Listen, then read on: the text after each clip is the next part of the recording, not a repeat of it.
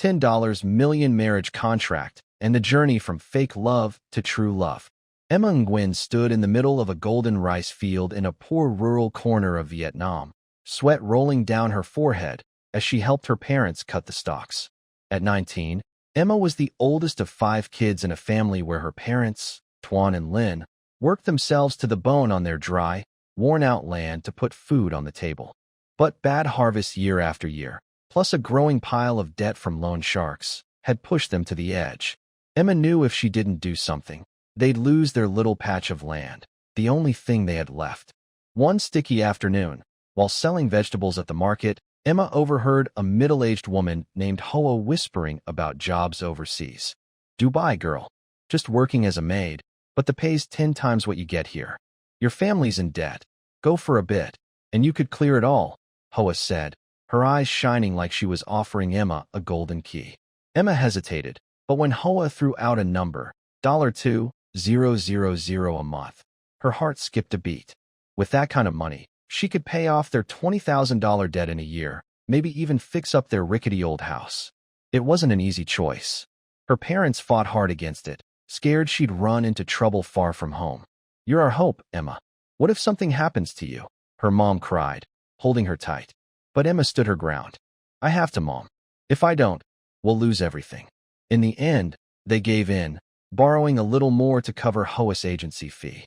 Emma hugged her parents and siblings one last time, promising to come back with a better life, then climbed onto a dusty bus headed for the airport. The flight to Dubai was long and tiring. Emma sat curled up in her seat, clutching an old canvas bag stuffed with a few clothes and a family photo. When the plane landed at Dubai International Airport, she stared wide-eyed at the dazzling sights, skyscrapers glowing with lights, fancy cars speeding down perfect roads. But she didn't have time to gawk. A man in a black suit, saying he was from the agency, picked her up and drove her straight to the busy Dara market, where her first job waited, helping out at a traditional carpet shop. The shop was tucked in a narrow alley, its yellow walls faded, piled high with colorful handmade rugs. The owner, a boss, was a short, stocky Pakistani man in his 50s, with a rough voice and sharp eyes. "You work here, clean, dust, make tea for customers. 500 dirhams a month, about $136. Do good. I might pay more," he said in choppy English, barely looking at her. Emma froze. $136? That was way less than Hoa had promised. She tried to argue, but a boss waved her off. "You're new. No experience. Want more? Find it yourself." Emma had no choice. She nodded, swallowing her tears. Work started right away. From early morning, she swept the shop, wiped dust off heavy rugs, brewed tea for rich customers in long white robes, and ran errands under the blazing Dubai sun. A boss wasn't kind. He yelled if she was slow or messed up. "Hurry up, you lazy girl. Customers wait, and I'll fire you," he'd shout, making her flinch. She bit her lip and kept going, telling herself this was just the beginning, that she'd find a way to earn more. Her room was a tiny, stifling space behind the shop.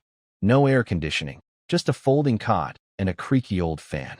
That first night, lying on the thin mattress, Emma cried quietly, thinking of her family. "I have to keep going. For Mom, Dad, the kids," she whispered, wiping her eyes with her sleeve. But fear crept in. Dubai wasn't the dreamland she'd pictured. It was a tough, harsh place where she'd have to fight to survive. Days turned into weeks, and Emma got used to the shop's routine. She picked up a few simple Arabic words to serve customers, learned to take a boss's barking, and stretched her few dirhams as far as they'd go. Each month, she sent $100 home, keeping almost nothing for herself. But the $20,000 debt still loomed like a mountain, and with this pay, she knew she'd never climb it without a bigger break. One afternoon, while wiping down a big rug on the wall, the shop bell rang. A group of men walked in, all in fancy white robes, talking loudly in Arabic. A boss rushed out to greet them, his usual grumpiness gone, bowing and scraping like a servant. Emma didn't pay much attention, focusing on her work, until a deep voice called from behind. "Girl, bring tea." She turned and met the eyes of a tall young man with sharp features and dark, piercing eyes. He wore a white robe like the others, but something about him, his confidence, his swagger, stood out. Emma nodded quickly and hurried to make tea. In her rush, she spilled some hot water on her hand, wincing in pain. The young man stood up fast, grabbing her wrist to check it. "Careful," he said, his tone soft but firm. Emma pulled back, blushing, and mumbled an apology. He watched her a moment longer before turning back to his friends. When the group left, a boss whispered to her, "That's royalty. Don't mess up, or we're both done." Emma didn't know it then, but that quick moment changed her life forever. The young man, James Al Maktoum, a prince of Dubai, had noticed her simple beauty and quiet strength. In his mind, a plan was already forming, one that would pull Emma from the dusty carpet shop into the glittering, dangerous world of the royal palace. Deep in the heart of Dubai, where skyscrapers rose like steel mountains, stood a grand palace hidden among the desert sands.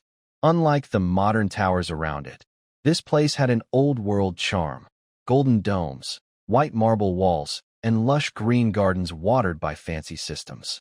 This was the home of the Al Maktoum royal family, one of the most powerful names in the emirate. But today, the air inside wasn't calm like it's beautiful outside. Shouts echoed from the main hall, where King Omar Al Maktoum was unleashing his anger on his youngest son, James. James Al Maktoum, 28 years old, stood in the middle of the huge room, hands in his pockets, looking unbothered. He wore a traditional white robe, but the way he stood, shoulders slouched, head held high, showed his usual cocky attitude. In front of him, King Omar, a tall man with a silver beard and eyes sharp as knives, slammed his hand on a carved ebony table. "James, you've gone too far," his voice boomed, bouncing off walls covered in golden tapestries. "You think I don't know what's going on? Partying all night, drinking, those girls, you're shaming this family." James smirked, about to argue back, but the king didn't give him a chance. "Don't you dare talk back. I've heard enough from your guards. Last week, you raced cars on Sheikh Zayed Road, turning the city upside down. Yesterday, you turned a hotel into your private dance floor for your useless friends. How old are you, acting like a spoiled kid?" He stopped, breathing hard, gripping the silver cane he always held when mad. James glanced at the cane, knowing his father wouldn't hit him, but the way he clutched it still made him feel the pressure. "Dad, I'm just living my life," James finally said, his tone light but edged with defiance. "What do you want me to do? Sit in the palace all day, reading boring reports and marrying some girl I don't even like?" He shrugged, walking over to a big window to stare at the endless desert outside. "I'm not Khalif, Dad. He's the one cut out for that stuff." Khalif, James's older brother, was the eldest son at 32 and the perfect heir in everyone's eyes. Calm, smart, and responsible, Khalif showed up at big meetings, stood for the family at important events, and always kept a spotless image. James, on the other hand, was a constant headache for his parents. He loved speed, wild parties, and couldn't care less about taking over. But today, King Omar had run out of patience. "Don't drag Khalif into this to excuse your laziness." Omar snapped, stepping closer and pointing at James's chest. "Khalif knows his duty. What about you? I've given you everything: money, power, the best schools in the world. And you repay me by acting like a brainless playboy? I've told you 100 times, James. Get married, settle down. If you don't even dream of inheriting a single thing from me." James turned back, his dark brown eyes flashing with anger. "Inherit? You think I need your throne? Give it to Khalif. I don't care. I'm fine living like this." He gave a bitter laugh, but inside, he felt uneasy. He knew his father wasn't joking. King Omar was a man of his word, and if he decided to cut James off, it'd mean losing not just money but his place in the family. Omar sighed, sitting down on a red velvet chair, rubbing his forehead like he was holding back a storm. "You don't get it, James. This isn't just about inheritance. It's about the Al Maktoum honor. If you keep this up, people will laugh at me, saying I can't raise my own son. I don't want my boy to be a joke." His voice softened, but it stayed firm. "I'm giving you 6 months. Find a wife, prove you can be responsible. If not, I'll cut off your funds and hand everything to Khalif. Your choice." James stayed quiet, staring at his father. 6 months? He wasn't dumb. He could hear how serious the king was. But marriage? The idea made him want to laugh out loud. He'd never thought about tying himself down. The girls he hung out with, models, actresses, rich daughters, were just fun for a night. None of them made him want to stop. "You're serious?" he asked, voice low. "I've never been more serious," Omar replied, standing up and walking out, leaving James alone in the giant hall. The heavy wooden door shut with a thud, like a final warning. James stood there, fists clenched. He wasn't scared of losing money. He was smart enough to make his own if he had to. But losing his father's respect, his spot in the family, that hit harder than he'd admit. 6 months, he muttered, then smirked. "Fine. Dad, you want to play this game? I'll play." In his head, an idea started to spark. He didn't need love or a real marriage. He just needed someone to play the part, long enough to keep his father happy and hold on to what was his. The next day, James roared out of the palace in his shiny black Bugatti Chiron. He sped through Dubai's palm-lined streets, hot wind whipping through his dark hair. He was headed to the Dara Market, a spot he liked to hit up with friends or hunt for odd treasures.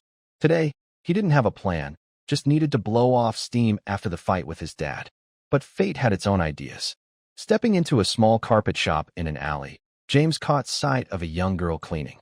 She wore a worn-out shirt, her hair tied up high, her face plain but pretty in a natural way. Her eyes had a quiet strength, even with hands rough from hard work. It was Emma Nguyen, the girl he'd seen a few days back.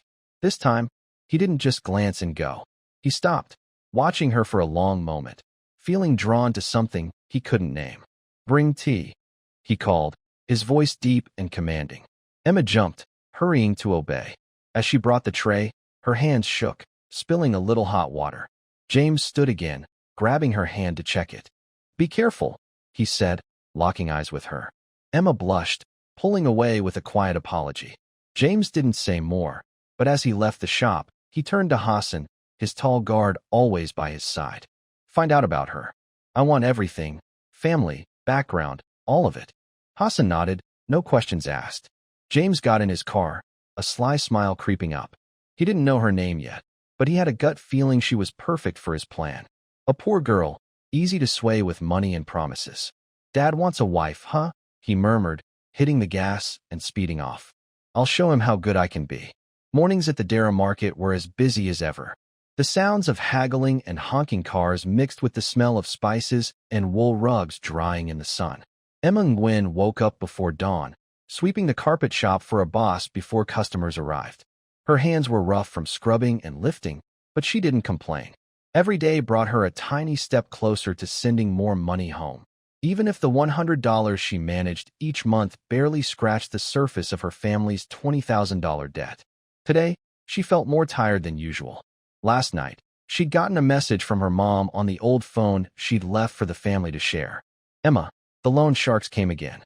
They're demanding more interest, saying if we don't pay this month, they'll take the land," her mom wrote, panic clear in every word. Emma lay on her folding cot in the cramped room behind the shop, tears falling silently. She knew she had to do something, but with her measly 500 dirham wage from a boss, she was stuck. While wiping down a big rug on the wall, Emma heard the shop bell ring. She didn't look up right away, figuring it was just another customer. But when laughter echoed from the group walking in, she noticed the air shift. A boss, usually grumpy and sharp-tongued, scurried out to greet them, bowing like a servant. "Welcome, sir, welcome. Check out our new stock," he said, his voice syrupy sweet, making Emma glance over. It was him, the young man she'd seen a few days ago. That time, he'd asked for tea, then grabbed her hand when she spilled hot water. Now, he stood in the shop, tall and striking in a crisp white robe, his deep brown eyes scanning the place like he owned it. James Al Maktoum, though Emma didn't know his name, carried a power that even a boss bowed to. "Nice stuff you've got, a boss," James said, his voice low but strong. He stepped over the rugs, brushing a hand over one with golden patterns, but his eyes drifted to Emma. She ducked her head, focusing on her work, trying not to stand out. But James kept looking. He turned to Hassan, his ever-present guard, and whispered something. Hassan nodded and slipped out of the shop. Emma didn't know what was up, but it made her uneasy. When she brought tea for the group, she steadied her hands to avoid another spill. James took a cup from her, his fingers grazing hers just enough to make her jump. "Thanks," he said, his gaze locking onto hers, deep and hard to read. Emma mumbled a reply, then hurried back to her corner, heart pounding for no reason she could name. James stayed a while, chatting with his friends and eyeing a few rugs, but his mind wasn't on them. Before leaving, he glanced at Emma one last time, a small, mysterious smile on his lips, then walked out. The second his shiny black car disappeared, Hassan came back, this time alone. The tall guard strode straight to Emma. "You come with me. Someone wants to see you," he said, his tone flat. Emma froze, still holding her broom. "Me? Who?" "I'm working," she stammered, looking to a boss for help. But he just waved her off. "Go on, don't ask too much." "This is your chance," he said, his voice hinting at something big. Emma didn't get it, but she didn't dare argue. She set the broom down, wiped her hands on her apron, and followed Hassan, her steps shaky. They wound through Dara's tight alleys to a small coffee shop tucked behind the stalls. Inside, James sat waiting on a red velvet chair, a black coffee in hand, looking relaxed but in charge. When Emma walked in, he waved her to the seat across from him. She hesitated, feeling like a mouse facing a lion. "Sit down. I don't bite," he said, his tone easy but confident. Emma sat, hands clasped tight to hide her nerves. Why do you want to see me?" she asked, keeping her voice steady. James didn't answer right away. He sipped his coffee, studying her worn shirt, her tired eyes, her simple beauty. Then he set the cup down, leaned back, and spoke. "I know about you. Emma Nguyen, right? From Vietnam. Your family's in deep debt. About $20,000, yeah?" Emma blinked, stunned. How do you know that?" she asked, feeling exposed. James smirked. "I have my ways. Don't worry, I'm not here to hurt you. I'm here to help." He paused, letting his words sink in, then went on. "I've got an offer. Do what I say, and I'll give you $10 million. Enough to pay off your debts, build a house, live easy forever. What do you think?" Emma's head spun. $10 million? It was too huge to even picture. With that, her family wouldn't just be free of debt, they'd have a whole new life. Her parents wouldn't have to break their backs in the fields, her siblings could go to school, and she'd never sleep in that sweaty backroom again. But her gut told her nothing came free. "What do you want me to do?" she asked, her voice trembling. James leaned forward, a spark of mischief in his eyes. "Something simple. Be mine. I'll explain more when you're ready to listen." He stood, patted her shoulder like he already knew she'd say yes, and walked out, leaving Emma sitting there with a million questions. That night, Emma couldn't sleep. She lay on her cot, staring at the stained ceiling, thinking about James's offer. $10 million was a dream, but what would it cost? Who was he? And why pick her, a poor girl with nothing but her work-worn hands? She was scared, but deep down, she knew she didn't have many options. If she didn't grab this chance, her family would fall apart. "I need to know more," she told herself, clenching her fists. "But if this is the only way out, I'll take it."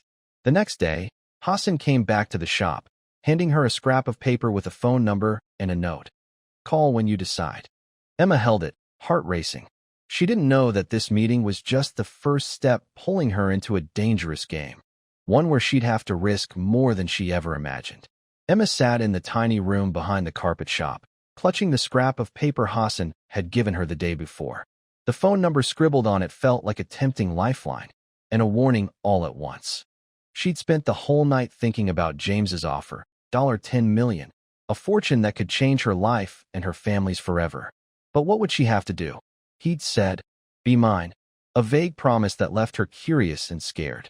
After a long day working under a boss's harsh shouts, she finally made up her mind to call. She needed to know exactly what he wanted before deciding anything.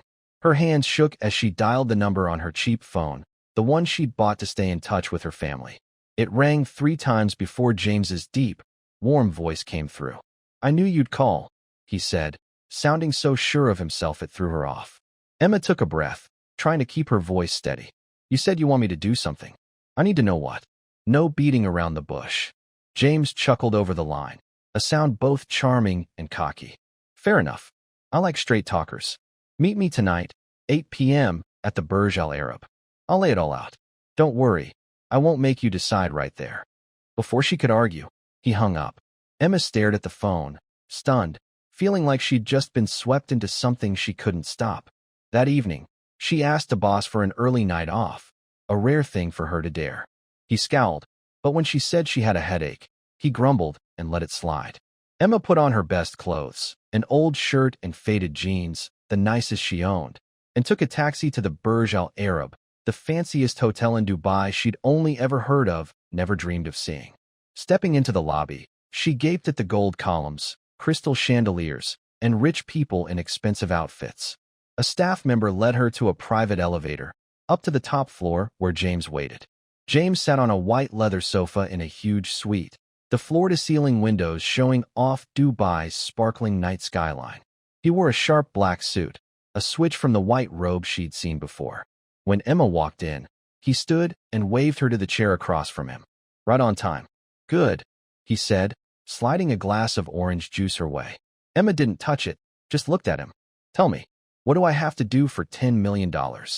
James leaned back, tapping the armrest, his dark eyes sizing her up, like he was testing her. I need a wife, he said flat out, no hesitation. Emma blinked, thinking she'd misheard. A wife, she repeated, shocked. James nodded, a faint smile tugging at his lips. Not for real, of course. I need you to pretend to be my wife for 3 years. Just 3 years, then you're free, with $10 million in your pocket. Emma's head spun. Pretend to be his wife? She'd never imagined anything so strange. Why? Who are you that you need me to fake this? She asked, trying to piece it together. James took a sip of wine from a glass on the table, then explained. I'm James Al Maktoum, youngest son of King Omar Al Maktoum, ruler of Dubai. My dad wants me to settle down, get married, to prove I'm responsible enough to inherit the throne. If I don't, he'll give it all to my brother, Khalif. I don't want to lose what's mine, but I'm not ready for a real marriage. You're the perfect fix. Emma sat still, taking in every word. Prince, king, throne. Those words felt like they belonged in the fairy tales she used to read to her siblings, not her life. But this wasn't a story, it was real, and it was putting her in a spot she didn't know how to handle. So, you want me to play your wife for 3 years, to trick your dad? She asked, her voice shaky. Exactly, James said, calm as ever. We'll get married, live together, show up in public like a happy couple. My dad will be satisfied. I'll keep my inheritance, and after 3 years, we divorce quietly. You get $10 million, I get my freedom. Simple, right? Emma shook her head, unease bubbling up. It's not simple at all. I don't know you, don't know your family. I'm just a poor girl. How can I act like a prince's wife? What if people find out? She stopped, locking eyes with him. I don't want trouble. James laughed like she'd said something silly. You don't need to worry about that. I'll teach you everything. How to dress, talk, behave. No one will question it, because I'll back you up. Trouble? I'm James Al Maktoum. There's no trouble I can't fix. He leaned closer, voice dropping. Think about it, Emma. $10 million. Your family's debt gone, your parents free from hard work. You could go home a hero. 3 years, isn't that worth it? Emma went quiet, her mind a mess. She couldn't deny how tempting it was. $10 million was a dream she'd never dared to have. Enough to clear the debt, build a proper house, give her siblings a future. But pretending to be a prince's wife? Living in a palace, faking it for the world? That terrified her. I need time to think, she said, her voice small but firm. James shrugged, standing up. Fine, but don't take too long. Chances like this don't come twice. He walked to the window, gazing at the city below, then glanced back. You know, Emma, I picked you because you're different. You've got something, honest, tough. I need someone like you to pull this off. Emma didn't reply. She stood, gave a slight nod as a goodbye, and left the room. On the taxi ride back to the shop, she hugged her old bag tight, her head full of questions. James was right. This could change everything. But at what cost? 3 years of lies, away from her family, tied to a man she didn't trust? Back in her little room, she lay down, staring at the paper with his number. What do I do? She whispered, tears slipping out. The next day, Emma went back to work like normal, but her heart wasn't in it. When a boss yelled, she just nodded, lost in thoughts of James's offer.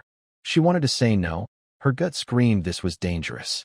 But then she thought of her mom's message, her parents slaving away in the fields, her siblings stuck at home. If I say no, what happens to them? She wondered, her chest tight. At the end of the day, she called James again. I won't do it, she said, firm despite her racing heart. I don't want to live a lie, even for money. Thanks, but I'll figure something else out. She hung up before he could answer, feeling both relieved and nervous. On the other end, James sat in the palace, holding the phone, a faint smile on his face. Can't say no forever, he muttered, tapping his fingers on the table. You'll have to agree, Emma. I'll make sure you've got no other way out. He turned to Hassan, giving orders. Keep an eye on her. Don't let her slip away. She'll come begging soon enough. James was sure the game was his to win, convinced that Emma, no matter how strong, couldn't resist the pull of money and power. After turning down James's offer, Emma tried to get back to her normal life at the carpet shop. She swept, scrubbed, and served tea to customers, pushing the image of him, his smug smile and deep eyes, out of her mind. But deep down, she knew she'd said no to a chance that might never come again. $10 million kept echoing in her head whenever she thought of her parents and siblings back home. I did the right thing, didn't I? She asked herself, gripping the broom tight, though her heart wasn't so sure. Meanwhile, James wasn't surprised by her choice. Sitting in his private study at the Al Maktoum Palace, he tapped his fingers on the dark wooden desk, a glint of amusement in his eyes. She's tougher than I thought, he said to Hassan, who stood silently nearby like a statue. But that's fine. Girls like her, stuck in poverty, they'll come crawling eventually. He smirked, pulling a cigar from a silver box, lighting it, and blowing out a slow puff of smoke. Keep watching her. Find a way to leave her no choice. Hassan nodded, no questions asked. The tall guard left the palace that night, setting James's plan in motion. James knew money alone wouldn't always sway someone like Emma. Pressure from her family, from her situation, would break her. He wasn't in a rush. He liked this game, loved the feeling of holding all the cards. A few days passed, and Emma started sensing something off. Whenever she left the shop to run errands or send money home, she felt eyes on her. Once, she turned and caught a glimpse of a tall man at the corner, but when she looked closer, he was gone. Just my imagination, she told herself, but the unease grew. She got more careful, avoiding walks alone at night, clutching her bag with her few dirhams tight. Back in Vietnam, things got worse for her family. One afternoon, after finishing her shift, her phone buzzed. It was her mom, voice shaking through the crackly line. Emma, the loan sharks came today. They smashed our door, said they'll burn everything if we don't pay $5,000 more in interest by next week. Your dad got so mad he passed out. Now he's in the hospital. I don't know what to do, Emma. Her mom's sobs broke Emma's heart. She tried to stay calm, comforting her. How's Dad? Where are the kids? But when the call ended, she sank to the floor, tears spilling out. $5,000, money she couldn't dream of making with her job. She'd sent home almost all her savings, keeping just a handful of dirhams to scrape by. What do I do? She whispered, hands over her face. James's offer crept back into her mind like a wave she couldn't stop. $10 million. One yes, and all her problems would vanish. But the cost, 3 years of pretending, tied to a man she didn't trust. She shook her head, muttering, No, I'll find another way. But fate didn't give her much time to figure it out. 2 days later, while cleaning the shop, a boss stormed in, looking grumpier than usual. Emma, you're done here, he said bluntly, not even glancing at her. Emma froze, rag still in hand. What? Did I do something wrong? She asked, panic rising. A boss waved her off, his tone cold. It's not you. Someone paid me good money to let you go. I don't want trouble, that's all. Grab your stuff and leave today. Emma stood there, stunned. Who paid him? She didn't need to guess long. James. He was boxing her in, cutting off every escape until she'd have to beg him. She wanted to scream, to run to the palace and confront him, but she had nothing left, just her old bag and a few coins. Eyes red, she packed up and walked out without a word. A boss watched her go, muttering, Don't blame me, kid. Everyone's got a price. Emma wandered Dara's streets, lost. Her only job was gone, her money dried up, and her family teetered on the edge. She sat on a curb, hugging her knees, feeling hopeless for the first time. Right then, a sleek black car rolled up, the window sliding down to reveal Hassan's stony face. Get in, he said, no explanation.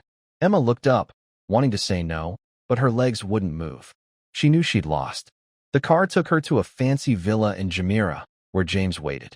He stood on the balcony, looking down as she walked in, a winning smile on his lips. "Told you, you can't say no forever," he said, his voice smooth but smug. Emma stood still, gripping her bag, eyes blazing with anger and defeat. "What did you do to my job?" she asked, her voice trembling. James shrugged, stepping down the stairs toward her. "Just a little push to help you think faster. A boss was easy to buy, and I've got the cash. Don't be mad, Emma. I did this because I need you, and you need me." He stopped, looking her in the eye. "Your family's in big trouble, right? $5,000 in interest, your dad in the hospital. What's your plan with empty hands?" Emma bit her lip, tears welling up. He knew everything. Her family, her pain. She felt like prey caught by a hunter with no mercy. "You're forcing me by trapping me?" she asked, choking on the words. James nodded, no hint of guilt. "Yeah, but I'm not the bad guy, Emma.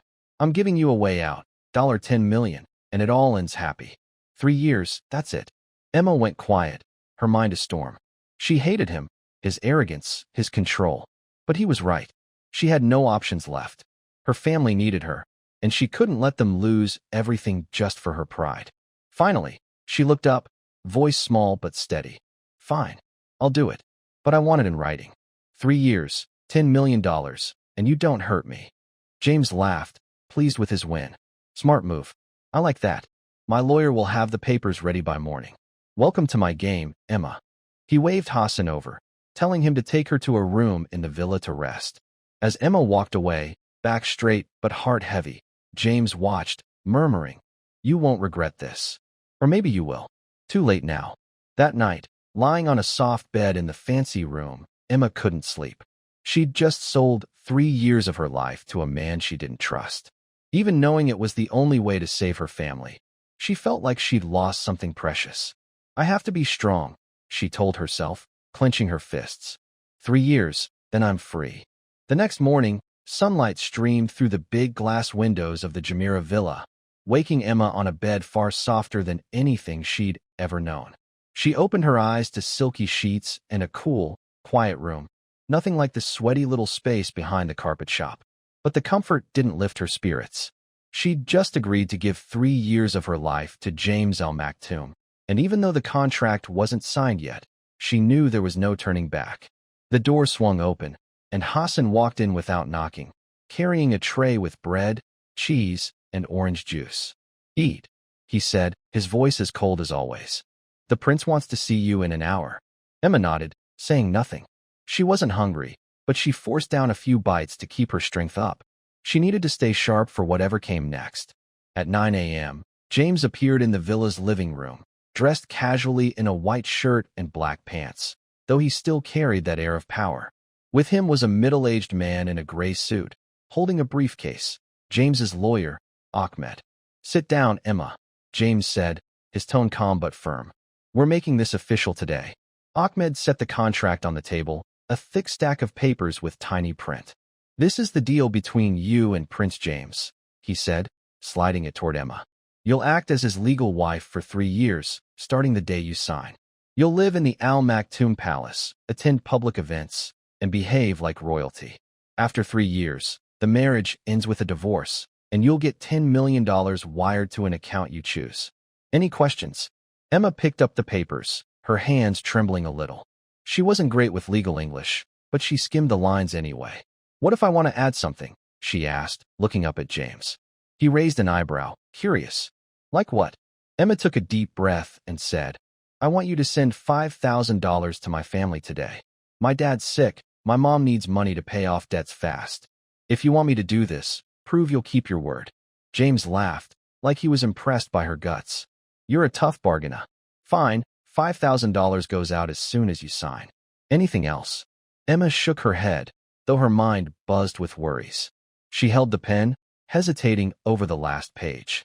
This was the moment that would lock her fate. Finally, she gritted her teeth and signed Emma Nguyen in shaky handwriting. James signed right after, a satisfied smile on his face. "Welcome aboard, my wife," he said, teasing. Once the contract was done, things moved fast. James told Hassan to take Emma to the Al Maktoum Palace that same day. "You can't meet my dad looking like that," he said, eyeing her worn shirt and torn shoes. "From now on, you're royalty. You've got to look the part. Emma didn't argue, just followed Hassan to the car, her heart heavy. The Al Maktoum Palace loomed ahead like something out of a dream, golden domes, white marble walls, and green gardens thriving in the desert. Emma was led to a big room in the east wing, with a velvet-draped bed, a towering wardrobe, and a balcony facing the sea. 3 women in white uniforms, servants, were waiting. "We'll take care of you," one of them, Amina, said in smooth English. "The prince wants you ready in 3 days to meet the king." The next 3 days were a whirlwind. Emma got swept up in lessons she'd never imagined. Amina and the servants taught her how to walk gracefully, how to bow like royalty, and how to use a fork and knife the fancy way.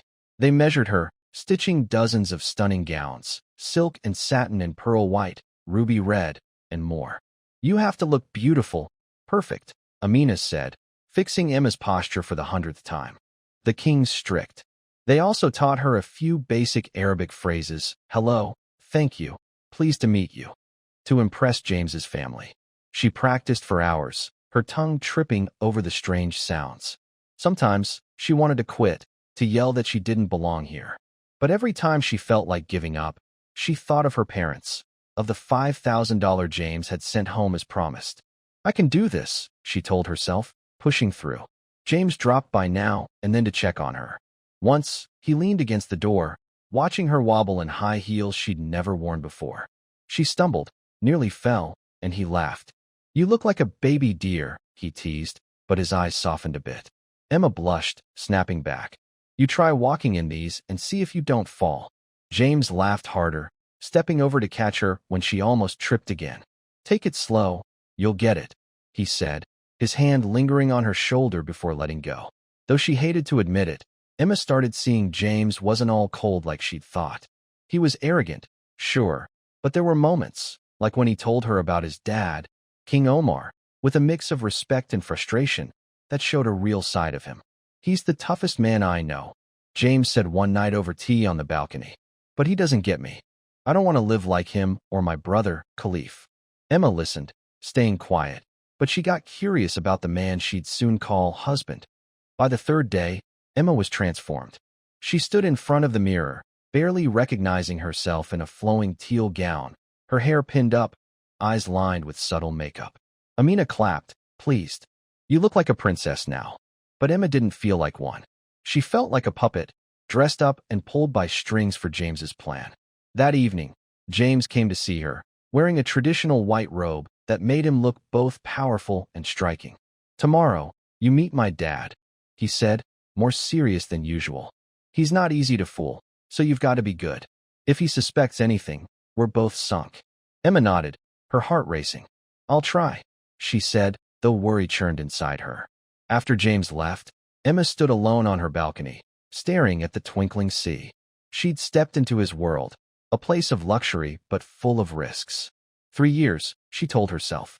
Just 3 years. But she didn't know that bigger challenges waited ahead, and James, the one who dragged her in, couldn't control everything. The big morning finally came.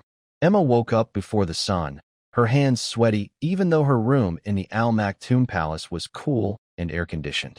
Today, she'd meet King Omar Al Maktoum, the most powerful man in Dubai, James's father, and the one who'd decide if their fake marriage would work. She stood in front of the mirror, checking the cream-white gown Amina had picked for her. It was elegant, with delicate gold embroidery, simple yet classy. Her hair was pinned up, a few soft curls falling loose to make her look gentle. "I can do this," she whispered, taking a deep breath to calm her nerves. James came to get her at 9, dressed sharp in a traditional white robe and a royal headscarf with gold trim. He looked her over and nodded. "You look good," he said, his voice easy but tinged with tension. "Remember what I told you. Bow a little, talk less, smile more. Don't mess this up." Emma frowned, not loving how he bossed her around, but she just nodded. This wasn't the time to argue.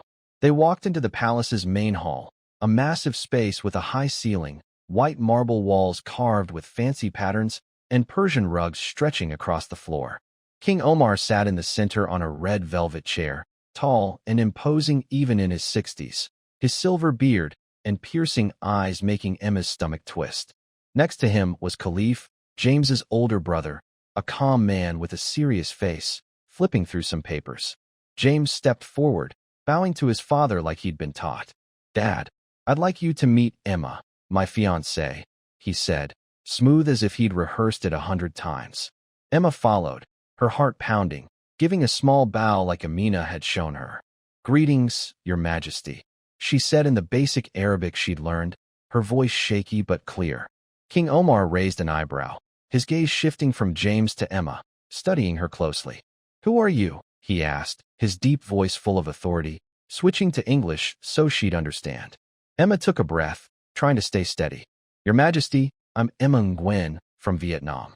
I met James here in Dubai, and we fell in love," she said, sticking to the story James had drilled into her. But looking into the king's sharp eyes, she felt like he could see right through her. On impulse, she added something off script. "James has helped me so much, and I hope I can make you proud." James glanced at her, a flicker of surprise in his eyes. He hadn't expected her to say that, but he covered it with a quick smile. King Omar stayed quiet for a moment, stroking his beard, then nodded slowly. "Sit, both of you," he ordered. Emma and James took the chairs across from him, close enough to feel the weight of his presence. "I've heard about you," Omar said, his eyes still on Emma. "A poor girl, working at the dairy market, right?" Emma nodded, not daring to lie. "Yes, Your Majesty. I worked at a carpet shop before I met James." The king's lips twitched, like he was thinking hard. "So what makes you think you're good enough for my son? The Al Maktoum family isn't a place for just anyone." The question hit Emma like a punch. She felt James tense beside her, but she didn't let him speak for her. She lifted her head, meeting the king's gaze, her voice soft but firm.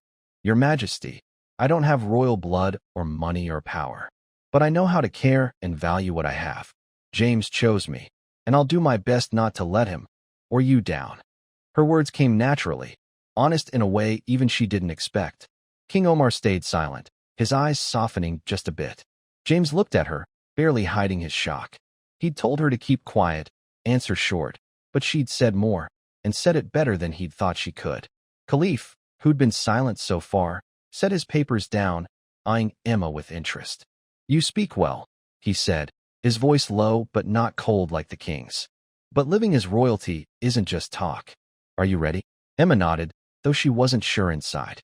"I'll learn, sir," she replied. King Omar finally gave a rare small smile, a sign James knew meant good news. "All right," he said, standing up. "I'll allow this wedding. But James, I want to see you get serious. Don't let me down again." He glanced at Emma, adding, "Girl, if you really love him like you say, keep him in line." As the king and Khalif left the hall, James let out a breath, turning to Emma with a grin half surprised, half pleased. "You caught me off guard there," he said, sounding more relaxed. "That last bit, 'I'll make you proud,' wasn't in the plan. How'd you come up with it?" Emma shrugged, worn out from the tense meeting. "I didn't think too hard. Just said what felt right. You didn't like it." James laughed, a real laugh this time, not his usual calculated smirk. "No, I loved it. You're smarter than I gave you credit for, Emma. My dad bought it, and that's what matters most." He stood, stretching like a weight had lifted. "Get ready, the wedding's in 2 weeks. From now on, you're my fiancée, officially, for all of Dubai to see." Emma nodded, but after James walked off, she sat alone in the huge hall, her mind a jumble. She'd passed the first test, winning over King Omar with her unexpected honesty. But she knew this was just the start. Living in the palace, playing James's wife, facing the eyes of royalty and the public, it was all stuff she wasn't ready for. She missed her parents, her siblings, and wondered if she could handle 3 years of this. That night, Emma stood on her room's balcony, gazing at the desert glowing under the moon. She didn't hear Khalif's quiet footsteps until he spoke behind her. "You did well today," he said, making her jump. Khalif was taller than James, with a sharper face but calmer eyes. "But I've got to ask, do you really love my brother?" Emma froze, caught off guard. She couldn't tell the truth, that it was all a deal, a fake. But she didn't want to lie flat out either. I want to be with him," she said, picking her words carefully. Khalif watched her for a long moment, like he was trying to read her mind, then nodded. "I hope so. James needs someone like you." He turned and left, leaving Emma with a fresh wave of worry. Khalif wasn't like James, He was quieter, deeper, and maybe more dangerous. Back in her room, Emma lay down, closing her eyes but unable to sleep. She'd crossed a new line today, but ahead was a maze full of traps. 3 years, she whispered, clenching her fists. Just 3 years. Dui de la ban dike chuang 8 sang tiang on. Teep noi kak, chuang de dike truok du. Van fong va ka tu ju don john. De hu. Tu neen. Fu hop voi tin than Bangkok. 2 weeks flew by like a desert breeze. The Al Maktoum Palace turned into a whirlwind of prep for a wedding everyone called the biggest event in Dubai that year. Servants hustled to deck out the main hall with white and gold roses, polished the crystal chandeliers until they sparkled, and rolled out red silk carpets from the front gate to the feast tables. Local papers buzzed with headlines. Prince James Al Maktoum marries mystery girl from the East. No one knew much about Emma, but her name was everywhere, mixed with whispers about her poor roots and quiet beauty. Emma stood in her private room, wearing a stunning white wedding dress the design team had spent hundreds of hours perfecting. It flowed to the floor, studded with pearls and crystals, hugging her like a piece of art. Amina stood behind, adjusting the long veil over her hair, smiling wide. "You look like a real princess," she said. But Emma just gave a faint smile back. She didn't feel like a princess. She felt like an actor about to step on stage for a 3-year show. James walked in, dressed in a traditional gold-trimmed outfit, a ruby gem gleaming on his royal headscarf. He looked her up and down, nodding approval. "You're perfect," he said, his voice smooth but edged with his usual confidence. "Today, all of Dubai needs to believe we're in love. Don't slip up, okay?" Emma nodded, staying quiet. She was used to his orders by now, but today, she just wanted it over with. The wedding took place in the Grand Hall, packed with hundreds of guests, royals, big-shot officials, and rich business folks from around the world. King Omar sat front and center, his sharp eyes watching everything. Khalif stood beside him, face calm but glancing at Emma now and then, like he was searching for something. Emma held James's arm, walking down the red carpet, her heart thumping under the bright chandeliers and roaring applause. The ceremony mixed old Arab traditions with a touch of Western flair to fit Dubai's modern vibe. A senior cleric read prayers while James and Emma exchanged vows, lines they'd practiced, but to her, they rang hollow. "I, James Al Maktoum, promise to love and protect you, Emma Nguyen, for life," he said, his voice smooth and convincing. Emma repeated her part, trying not to shake. "I, Emma Nguyen, promise to stand by you, James Al Maktoum, with all my heart." She knew it was a lie, but King Omar's stare kept her in line. When the gold ring with a diamond slid onto her finger, the crowd erupted in cheers. James leaned down, kissing her forehead, a staged move to please everyone watching. Emma forced a smile, feeling the world's eyes on her. King Omar stood, raising a hand for quiet. "I bless this young couple," he said, his voice booming through the hall. "James, you've picked a good wife. Don't let me down." James bowed, replying, "I won't, Dad." But Emma caught a flicker of worry in his eyes. This plan was still shaky. The reception stretched late, tables piled with fancy food, roasted lamb, saffron rice, and gold-dusted sweets. Emma sat next to James, keeping a smile plastered on as guests came to congratulate them. Some asked nosy questions. "How'd you meet the prince? Where are you from?" And she stuck to James's script. "We met by chance in Dubai, and he changed my life." People nodded, but Khalif's gaze from across the room unsettled her. He didn't speak, just watched, like he knew more than he let on. As the party wound down, a new figure stepped in, shifting the mood. A young woman swept through the doors in a tight red dress, black hair cascading down, her sharp eyes scanning the crowd. She marched straight to James and Emma's table, her smile flirty but dangerous. "Congrats, James," she said, her tone sweet yet loaded. "And you too. Emma, right? Quite a pick." James stiffened for a second, then recovered fast. "Alia," he said, voice icy. "You weren't invited." "Alia, who was she?" Emma glanced at James, catching the annoyance in his face. Alia smirked, brushing off his coldness. "Oh, I don't need an invite to cheer on an old flame getting hitched. Not introducing me to your new wife." She turned to Emma, eyes piercing. "Amalia bin Zayed. Used to be very close to James. Nice to meet you." Emma's chest tightened. Old flame? James had never mentioned Alia, and her showing up clearly wasn't part of the deal. She nodded politely. Nice to meet you too, she said, though doubt churned inside. James gripped her hand under the table, a silent signal to stay quiet. You should leave, Alia, he said, his voice low and firm. Alia shrugged, smirking again. Fine, but we'll see each other around, James. You too, Emma. She sashayed off, leaving tension hanging thick over the table. Once Alia was gone, Emma turned to James, whispering, Who is she? Why didn't you tell me about her? James sighed, rubbing his forehead like a headache was coming on. She's nobody. Just the past. Don't worry about it. But his dodge only made Emma more suspicious. He was hiding something, and she didn't like being left in the dark in her own role. The party ended, and Emma and James were ushered to their shared room in the palace, part of the act to look happy. The space was huge, with a red velvet bed and a balcony overlooking the desert, but the air between them was chilly. James shed his robe, flopping onto the sofa. You did great today, he said, sounding tired. My dad's happy, and that's what counts. Emma stood by the door, not sitting. What about Alia? Will she ruin your plan? She asked point-blank. James glanced at her, irritation flashing in his eyes. I'll deal with her. Just focus on being my wife, all right? He got up, stepping out to the balcony, leaving Emma alone. She sat on the bed, kicking off the high heels that pinched her feet, her mind racing. The wedding was done, but this was only the beginning. Alia was a new twist, and her presence made Emma more uneasy than ever. That night, Emma lay on the bed, far from James on the sofa, though they shared the room. She closed her eyes, trying to sleep, but Alia's dangerous smile kept popping up in her head. 3 years, she whispered, clenching her fists.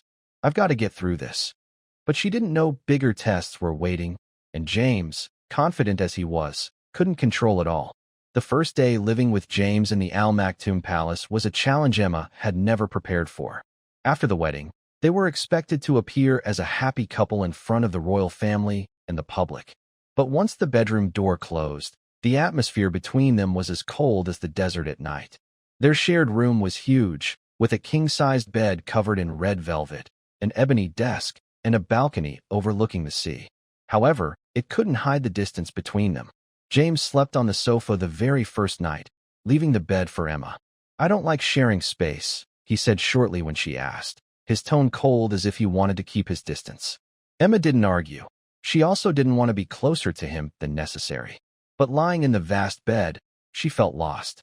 She missed the small room behind the carpet shop, the sound of the old fan humming, and most of all, her family back home. 3 years, she whispered, hugging the pillow for comfort. The next morning, James summoned Emma to their private breakfast room. He sat at the head of the table, casually dressed in a white shirt, flipping through a Dubai newspaper. In front of her was a luxurious breakfast, fresh bread, caviar omelet, and orange juice made from the finest oranges. Eat, he said without looking up. From now on, you must get used to this life. My father wants us to appear together at a charity event this afternoon. Emma nodded, picking up a fork but not really feeling hungry. She still wasn't used to such luxury, and the way James gave orders irritated her. Is this how you expect me to live for 3 years? She asked, her voice quiet but slightly challenging. Like a puppet, doing everything you say? James put down his newspaper, looking at her with a mix of surprise and amusement. You're not a puppet, Emma. You're my wife, even if it's fake. I need your cooperation, not your resistance. Is something wrong? Emma bit her lip, wanting to mention Alia, the unease she had felt since their wedding night, but she simply shook her head. No, I'll do as you say. The charity event was held at a community center in Dubai, where James and Emma cut the ribbon to open a new library for underprivileged children. The crowd cheered, cameras flashed, and Emma forced a smile while standing beside James as he spoke about how love had changed him. Emma is my inspiration, he said, placing a hand on her shoulder, his voice so sweet she almost believed it. The public applauded, but Emma felt the eyes of a few people in the crowd, curious, skeptical, as if they knew she didn't belong there. As the event ended, Emma thought she could finally rest, but a familiar figure emerged from the crowd, making her freeze. Alia bin Zayed, dressed in a tight black dress, walked up with a knowing smile. We meet again, Emma, she said, her voice sweet. but her eyes sharp. I heard you and James are very happy. How admirable. James stood beside Emma, his grip tightening on her shoulder as he spoke firmly. Alia, you are not welcome here. Alia smirked, unfazed by his hostility. I just wanted to congratulate you, James, and to see if your new wife has really changed you. She turned to Emma, tilting her head as if assessing her. You know, Emma, James once promised me much greater things than this. But maybe you're more special than I was, right? Emma didn't respond, just met Alia's gaze, trying to keep her composure despite the doubts stirring inside her. James pulled Emma away before Alia could say more, but her words had already planted a seed of uncertainty in Emma's heart. On the ride back to the palace, she couldn't hold back anymore. Is it true? Did you promise her something? She asked, her voice tense. James glanced at her, his expression unreadable. Don't let her get to you. Alia is the past, and I don't like to talk about it. Focus on your role. But the way he avoided answering only made Emma more suspicious. He was hiding something, and she didn't like feeling blind in a game where she was supposed to be the main player. That night, as Emma was changing in her room, something unexpected happened. Amina rushed in, her face pale, holding a phone. Miss Emma, there's news from your family, she said, her voice shaking. Emma grabbed the phone, hearing her mother's sobs on the other end. Emma, your father, he just passed away. He didn't survive the stroke from last night. I don't know what to do, dear. Her mother's voice broke, and Emma felt her legs give out. She sank to the floor, tears streaming uncontrollably. James walked in at that moment, taking in the scene. What happened? He asked, an unusual concern in his voice. Emma looked up, her eyes red, her voice trembling. My father, he's gone. I need to go home. Now. James frowned, clearly displeased with the idea. You can't leave now. We just got married. My father will be suspicious if you disappear. But when he saw Emma bury her face in her hands, crying, he hesitated for the first time. Fine, he said after a long pause. I'll arrange a private jet for you to return to Vietnam. But only for a few days, and you must come back. We can't let the plan fall apart. Emma nodded, too drained to argue. She didn't care about his plan at that moment. She just needed to go home, to hold her mother, to say goodbye to her father one last time. The plane took off the next morning, carrying Emma back to her homeland. When she arrived at her small house, seeing her mother and siblings gathered around the simple wooden coffin, she broke down. Her mother hugged her tightly, whispering, You're home. Your father would be so happy to see you. Emma knelt by the coffin, grasping her father's cold hand, her heart aching. The $5,000 James had sent had helped pay off debts, but it couldn't save her father from years of exhaustion and stress. Meanwhile, in Dubai, James sat in his study, holding a glass of whiskey, his expression unreadable. Emma's absence, though temporary, unsettled him. He hadn't expected to feel so empty without her there. She's just part of the plan, he told himself, but deep down, he knew that wasn't entirely true. Alia's smirking face flashed in his mind, reminding him that this game was becoming more complicated than he had intended. 3 days later, Emma returned to Dubai, her eyes still red, but her face more determined than ever. As she stepped into the palace, James was waiting in the living room. I'm sorry about your father, he said, his voice softer than usual. Emma nodded and replied, Thank you for letting me go. Now, I'll continue my role. But inside her, a new wound had formed, and she promised herself she wouldn't let James or anyone else manipulate her feelings anymore. 3 years passed faster than Emma had expected, but each day in Al Maktoum Palace felt like an endless challenge. After her father's death, she returned to Dubai with a heavy heart, but a stronger determination than ever. She played the role of James's perfect wife in public, smiling at charity events, holding his hand at royal banquets, and answering interviews with the grace she had learned from Amina. But behind closed doors, she and James remained distant, living as strangers under the same roof. James, on the other hand, changed in ways he didn't even realize. He still carried his arrogance, but moments spent with Emma, like listening to her childhood stories in Vietnam or quietly handing her a cup of tea every night, revealed a side of him that he had long hidden. Alia still appeared from time to time, spreading rumors and causing trouble, but James always shut it down before it could escalate. She's not worth your concern, he once told Emma, his voice firm but his gaze gentle. A year after their wedding, Emma discovered she was pregnant. It was something neither of them had expected. The night she told him, James stood frozen, nearly dropping the glass of whiskey in his hand. "Are you sure?" he asked, his voice shaking. Emma nodded, showing him the pregnancy test she had checked 3 times just to be certain. "I don't know how this happened. We were always careful," she said, her eyes teary from shock.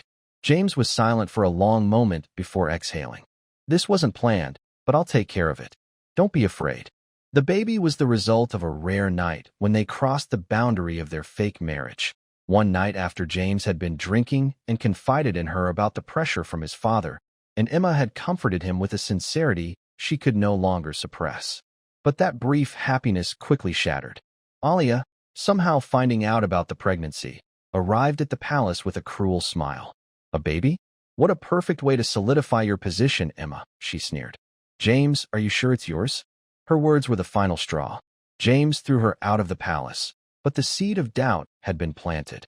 He began to distance himself from Emma, though he never said it outright. Emma, now 4 months pregnant, felt the change. One night, she confronted him, her voice trembling.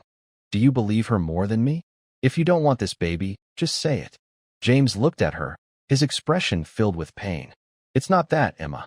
I don't know how to be a father." For the first time, she saw his vulnerability, and despite her anger, she couldn't hate him. But the real tragedy struck in the 6th month of her pregnancy. One evening, while Emma was walking in the palace garden, a car suddenly sped towards her from behind. She only had time to hear the roar of the engine before everything went black. When she woke up in the hospital, the doctor's words crushed her. She had lost the baby. James sat beside her bed, his face pale, his hand gripping hers tightly. "I'm sorry," he whispered, his voice hoarse. "It was Alia. She did this.